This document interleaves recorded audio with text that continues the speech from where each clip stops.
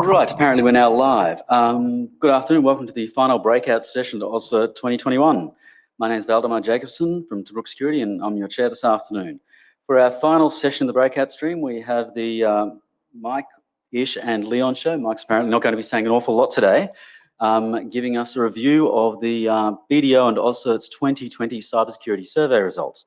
For anybody here who wishes to follow along or anybody who wishes to follow along at home, if you have a look in the Q&A section, I've already dropped the link to the registration page so you can download the full survey results and have a look there.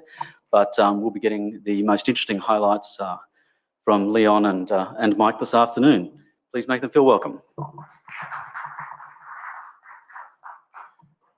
Good afternoon. I think we've got the great day of shifts, so between now and coffee break, so we'll try to keep it entertained.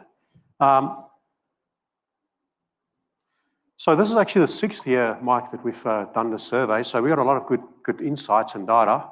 So what we want to talk through today is, I think, just take a bit of a step back. We've been through COVID. When I prepared this, I wanted to just sort of look through what the organisations, the journey they've gone on during preparation and response to COVID. Look at some of the threats that the profile has changed. And then looking at our data, again, going through the life cycle of what organisations have sort of gone through during COVID. What are some of the stats that we're seeing coming out? And then we're going to leave you guys with and girls with some thoughts around how to manage risk going forward. So in preparing for this presentation, I was sort of doing a bit of research, trying to get some other data on how investments have actually gone into COVID. Because if I reflect our own organisation in consultancy, so we're well prepared, it's easy to sort of send us back home. But I was actually calling the bank probably 4 or 5 months into working from home, and it dawned on me there's a call centre, and that person at the call centre was actually sitting at home. So that then sort of dropped a penny to me is, look, we're prepared, we're going home, but typically someone sitting in a call centre, did they get issued a company laptop when they started? Probably not, but they're also working from home. And if you look at the stats, sort of the growth of digital adoption and what normally would have taken a year to sort of implement technology is now fast track. And if you look at in APAC region specifically, it's sort of 4 years of digital implementations sort of done within a year. And I think what's probably a reason for that is a lot of call centers, service centers are sitting in our region. And that to me is, I mean, I haven't validated that, but I think that's the only sort of analogy that I can draw on that adoption. Now because a few of you that I remember each year coming to the session, each time we sort of put up, what is the World Economic Forum saying about cyber risk and where does it sit? So unsurprising this year,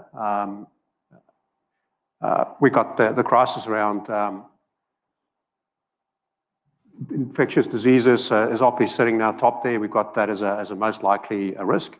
What we've seen is cyber has actually dropped off from a likelihood perspective. But if you look at what's sort of still sitting around those, it's difficult risk that you can actually manage the likelihood of that happening. So really it's about addressing the impact. Now, this year's survey, and I really encourage you to sort of go and read that report from the World Economic Forum. I think it's a section that's dedicated on, yes, if you take out COVID, and what are the risks then from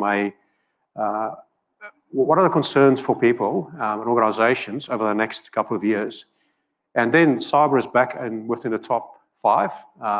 And the other one is sort of popping up that's quite interesting is sort of the adoption of digital technologies or the lack thereof. And I think specifically in underdeveloped countries, it's probably going to be difficult to keep on working remotely. So it's interesting to see how that's going to pan out over the next couple of years. Now, if you look at the sources of threats, and I was really looking forward to sort of get the stats from this year's survey or last year's survey. And what we've seen is that there's still a big concern and there's an uptake of reported, and this is not attributed attacks. It's basically we're asking the respondents to sort of give their own view of where the threats and risks were coming from. So there's an increase in foreign activity, and we've seen that steadily increase.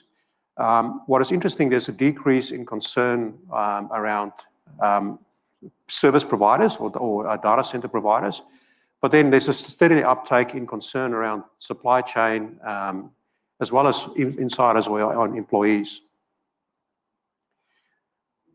The next one I want to talk about is basically, if you look at the types of security incidents that has happened, and the graph there is basically the bar chart on the left-hand side is saying it's the incidents that actually was reported last year.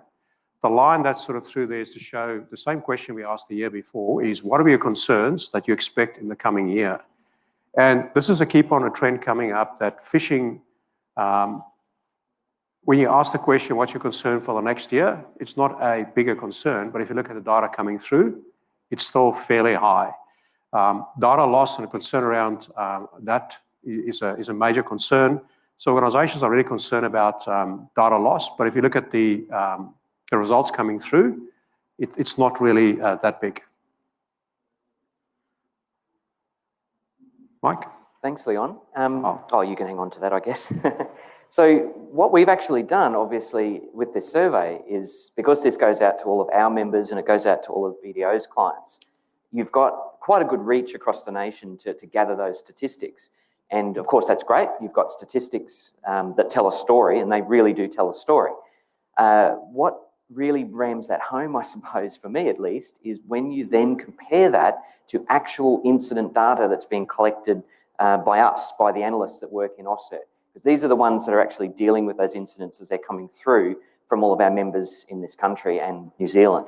So what we actually ended up doing, and this only came up literally in the last couple of days, in fact, there was a conversation between one of the senior security people at one of the universities and one of the analysts here at this conference, actually, one of AusCERT's analysts. And the conversation went around, well, what can we actually learn from the information that we have available to us now? What can we actually do with that? And someone suggested, look, I think phishing actually increases whenever there is exam blocks at the university.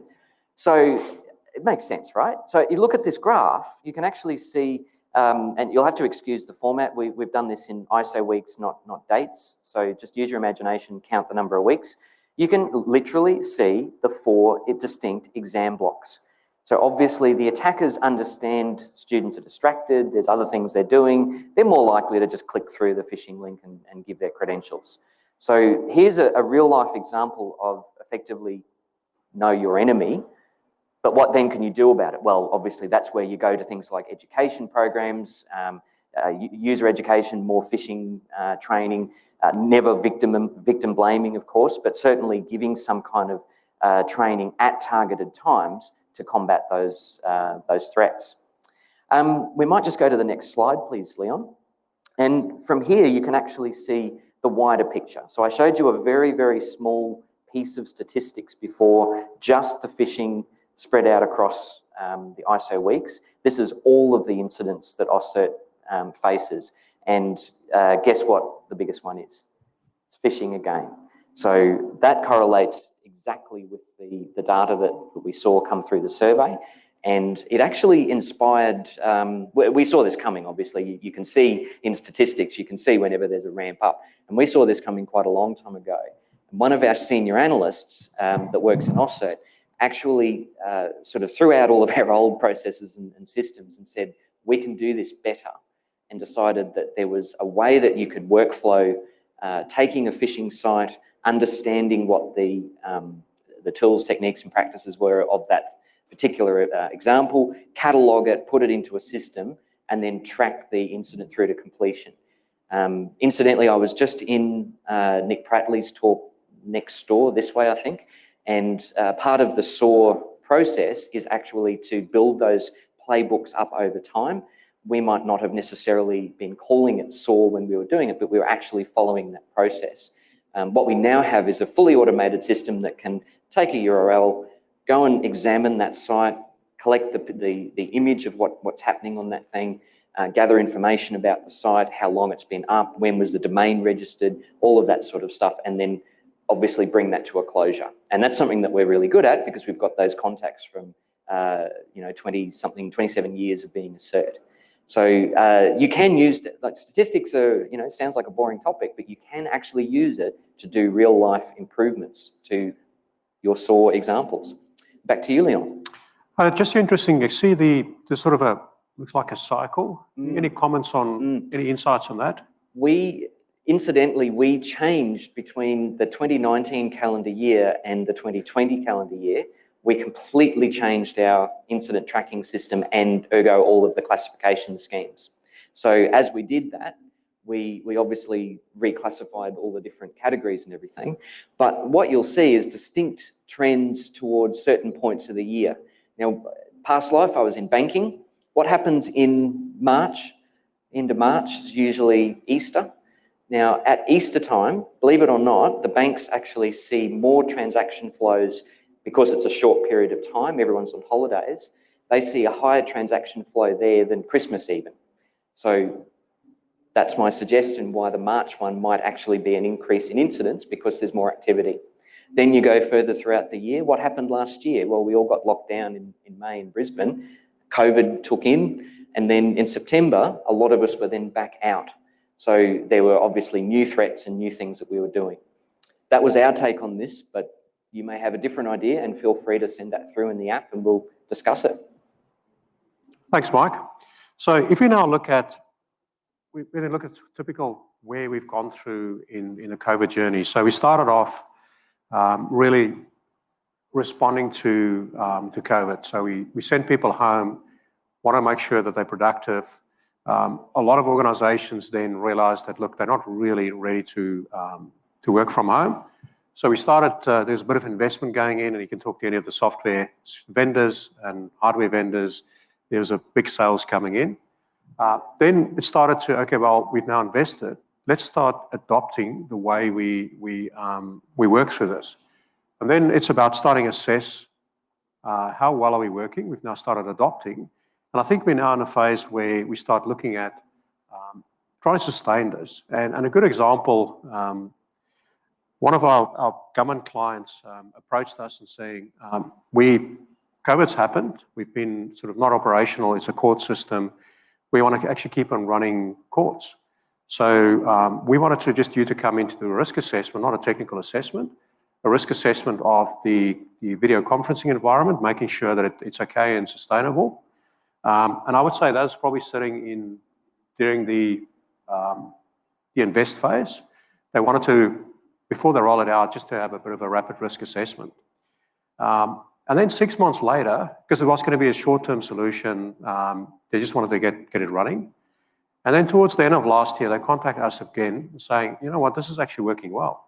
Why don't you just come and do a penetration test now and making sure that actually we've plugged all the holes. And the point I'm making there is that we're starting to see organizations now, it was just about responding, sending people home. They've changed the whole business operation. And this is something we're going to keep on having to be aware of. So then what I wanted to do is actually looking at each of those phases and looking at the type of results we're getting through. And so from a adapt and assess, from a respond and invest is really, we're sending people home. And interesting, what we're seeing is that there was a lot more reports going to the board. So there's a lot more communication happening between the head of security and sort of checking in to see, are we seeing more incidents? So that's a great thing, seeing that investment's been there. Interestingly, although most organizations saying they invested in additional technology, what we see coming through was there wasn't really something that's standing out. The only one that sort of stood out as patching started to increase. And I think just the security teams probably had to apply new technology, and which is why they started to apply new patches. But nothing else sort of stood out as really, we started investing in that. So now we're in the adapt and assess. So that's the phase where we've done the investment. And now let's just take a step back, making sure that we sort of understand the risk where we're sitting. And again, what's coming out there is that there's more risk assessments that's undertaken, which actually is a great thing. But it's one thing to do a risk assessment if you've got a good baseline. And if you look at, there's still not really great baselines to find. And you would expect that at least now that the business environment's changed, your risk posture has changed, so your requirements should have changed to do those assessments. And then the other one is a fairly minor step up in getting capability for incident response, because now your team, your workforce sitting at home, so there's more capability that sort of acquired. I don't know, Mike, did you guys see more members coming on board during the COVID period? Actually, we did, Leon. Our membership team obviously work all year round, and last year was no different. And we were sort of thinking, obviously there'll be a downturn in business because, like everything, cybersecurity funds in organisations may be cut. But we actually saw not only a continuation, but a slight spike as well. So there was definitely an investment, at least towards AusCERT services. So now we're in the sustain phase, and what we looked at is we've sort of defined and identified the top 5 controls or areas of where we've seen investment has gone into from a preparedness perspective. So what we looked at is that those organisations that were not prepared before, and those that are now have gone well and they responded well to COVID, what were the things that they actually had in place? And we identified that having a CISO in place, having a security operations capability to actually respond to something that should happen, is doing those regular risk assessments, investing in awareness training, and then the last one is really around having that incident response plan and capability in place. So if you look at, we don't really have a lot of data to sort of try to line back to the theme. There's a few questions around threat intelligence. And we just looked at those organisations that had threat intelligence capability, how well were they aligned to the business objectives, and we've seen that there's definitely a trend there. Then we also looked at those organisations that had threat intelligence capability and receiving that. What were the quantum of their preparedness when you look at data breaches and cyber incidents? And I was actually a bit surprised to see that I expected if you have got CTI, you should be better prepared. But that's not really coming out in our statistics. I don't know, my thinking around that is that I think there's a lot more intelligence out there or in threat information. I'm not sure if it's actionable, but it's probably something we'll look at in coming surveys. I don't know, Mike, you've got any thoughts on that? Absolutely, Leon. The thing that we've discovered over the last couple of years is you can have all of the threat intelligence in the world. It's obviously what you then can do with that in terms of your own internal capability. And, look, as an employer of analysts who are motivated more by seeing advancement in cybersecurity and seeing threats mitigated in our members, they really appreciate when they can actually do some good with our members. So imagine our dismay when we started operating the court at ISAC. If anyone's familiar with the university sector, the higher education sector here, we're running a information sharing and analysis centre in there. There's a couple of really key players in that area. A couple of universities are contributing intelligence back into that. AusCERT obviously is doing a lot of the analysis and threat correlation and curation of the data that's in there, and that's great. But in terms of actually getting that actionable cyber threat intelligence out of that system or out of that repository and into your institution in a form that you can use, that was where we almost ran up against a brick wall in some regards, because the capability just simply wasn't there in a lot of institutions. Sure, the top end of town, the group of 8 universities, not a problem, but some of them literally had one person doing cybersecurity for the whole university, and actually being able to then process that into something that will defend against threats was difficult. So we had to shift gear in terms of, well, what are we actually going to do for those organisations?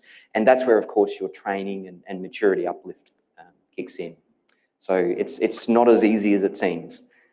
Yeah, if you look last year's 2020 cyber strategy, one of the components in there was to actually really up and build up our threat intelligence capability.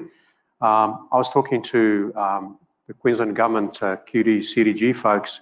AusCyber had a stand out in the vendor area, And it was actually quite interesting. A lot of startups there is really working around threat intelligence, open source intelligence collection. So I think it's great to see that the government's actually really putting the effort into supporting the strategy.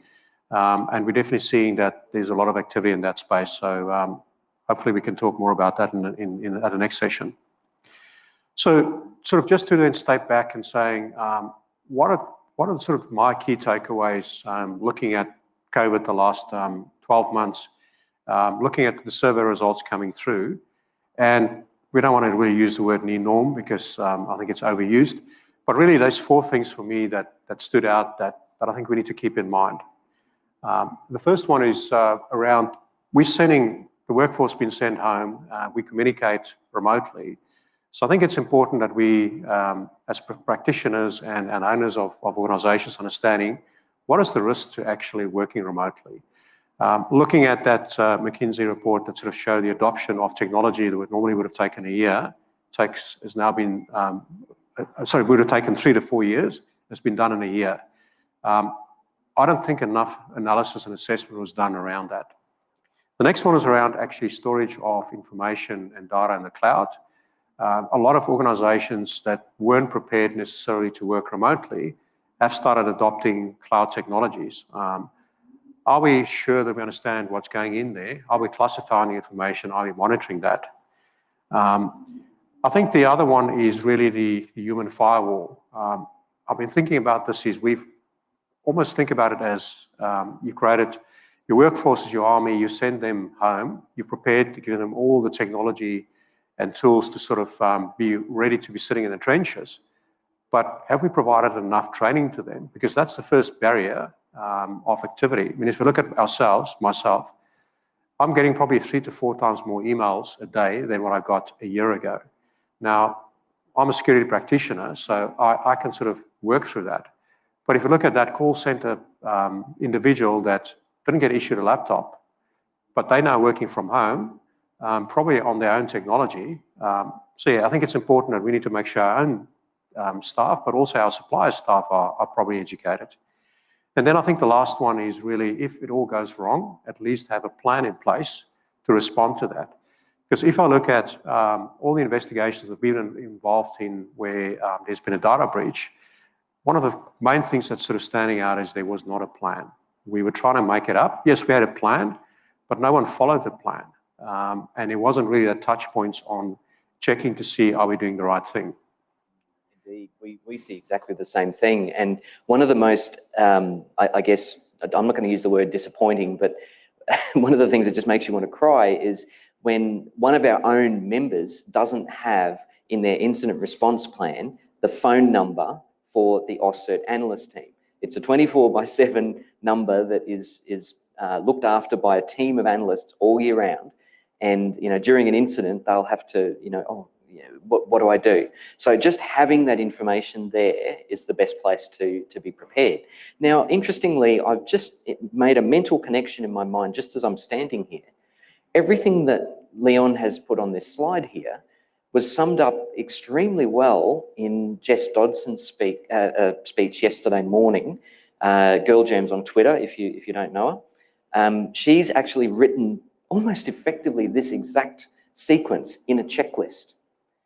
And I said afterwards to her, I said, for a small business that doesn't have a capability like, being able to reach out to Leon or even a not-for-profit organisation like us, that checklist that she's put up takes you through these sorts of things in a language that a small business would be able to understand and cope with, if not hand out to an MSP or something like that to actually implement. So the tools are definitely there for any range of business, top end of town all the way down to small to medium enterprise. So yeah, if you look at those 4 there, technology is not going to solve that problem. And I think if that's the message there is around, it's all about the people in the process. Not saying technology is not important, but it's the people and process side. That's us.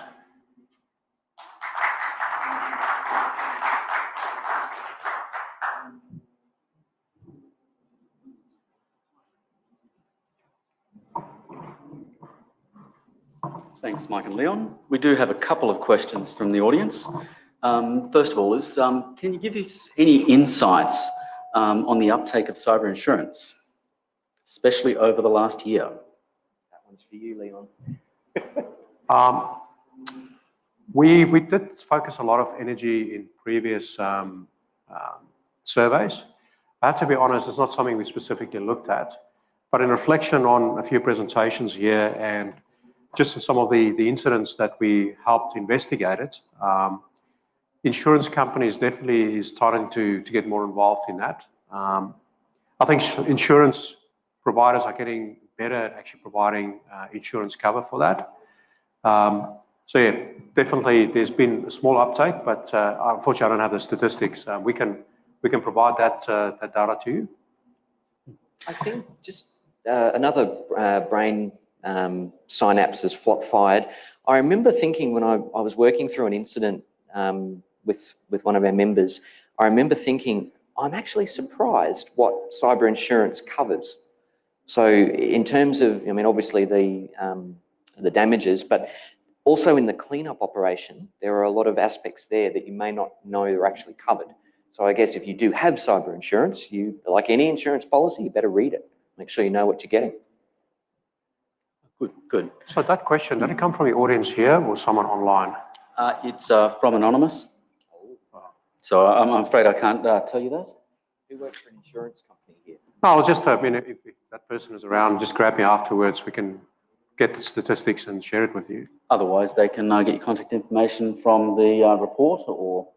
I don't think we actually got anything in the report this year. I mean, it's in the data, so happy to provide that separately. Does the survey highlight which sector has better threat intelligence and sharing? Which sectors? Sorry? Does the survey information or the full data set, are you able to draw conclusions, or does it highlight which sectors or groups actually more use threat intelligence and which ones are actually sharing intelligence between themselves? We got the data, but we didn't this year specifically look at that. I think banking traditionally has been more actively in sharing that. So I don't know, from your side, Mike, have you seen more active, more members coming in? Because I know higher education is by far the biggest members of your... I'm struggling to find in my mind a sector that is doing it better than higher education at the moment. And has higher education been increasing their information sharing? Oh yeah, very much so. Okay, it's a coordinated approach now, unique in that sector. We heard some of that last night with of course, awarding Simon the Cybersecurity Professional of the Year. So he's obviously been helping advance that, which is fantastic to see. And yeah, yes, Simon, of course. And the last question I've actually got here at the moment, which is a good one, given the trending information you've actually been gathering over the last few years, and given what's happened over the past 18 months, are we still able to use past and current survey information to actually give a reasonable prediction of the future? Or did COVID-19 and the entire upset to the business practices of pretty much every company throw a spanner into the works? I think that's a really good question. I was looking forward to look at this year's data, given the change in the threat profile. Wanted to see how we've changed investing in security. And it was surprising to see that there wasn't that many different changes. I think you're spending technology, but the technology was still investing in the same areas. I still think that, and this is sort of the slide that I showed on where were we thinking the incident's going to come from, where do we experience it, and what are our concerns? So the concerns is around supply chain, concerns is around data loss, but if you look at the threats or the incidents are not coming through there. So if organizations are concerned about that, I personally think that I don't think we've got a handle on what's the threat in the supply chain, and also then how much data we really lose, because we don't classify information. If you look at the investment in data loss prevention, it is sitting on the order of 70% of organizations feel they've got in place. So overall, the similar trends, you expected it to be different, but that didn't come through in the survey results. And we ran it towards the end of last year, so organizations had at least 9 months of COVID. Okay, I don't know whether we want to take any more questions, but we do still have another few minutes. Otherwise, people can head off to morning tea early. Yeah. Well, on behalf of AusCERT, thank you, Leon, for your continued work in this space, and Mike, of course. Thank you. Enjoy afternoon tea, everybody. We'll be back here, I think it is 3:40, 3:45 for the speed debate. And so make sure if you haven't been using the app, you do. You'll need that to actually contribute.